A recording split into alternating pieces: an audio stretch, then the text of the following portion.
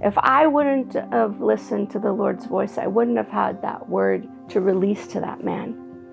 If he wouldn't have listened to the Lord's voice, he wouldn't have been able to receive that word. When I was in Brazil this last time, in the morning I was praying and asking the Lord, like, what do you have for these people today?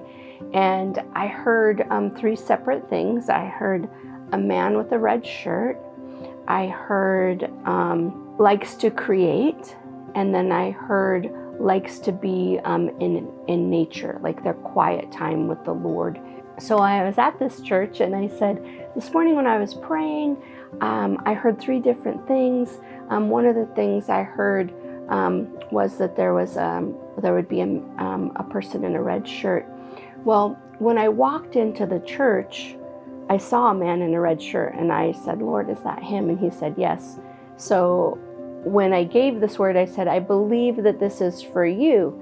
And he was like, okay. And so then the Lord just spoke a little bit more to me for this man in the red shirt.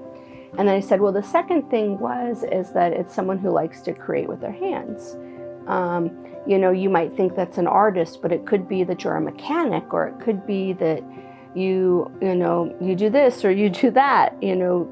Creating involves a lot of things.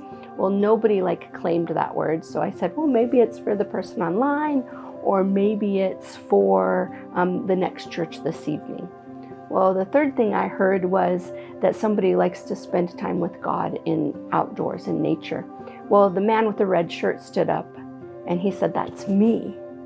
And then he said, that second word was for me too. I actually am a landscaper, so I create things with my hands.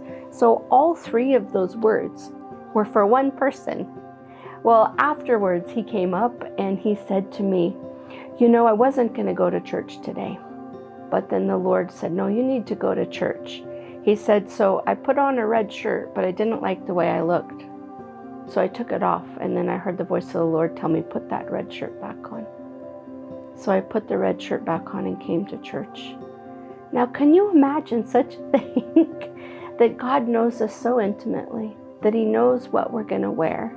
And that if you are listening to his voice, he could speak to you. If I wouldn't have listened to the Lord's voice, I wouldn't have had that word to release to that man. If he wouldn't have listened to the Lord's voice, he wouldn't have been able to receive that word.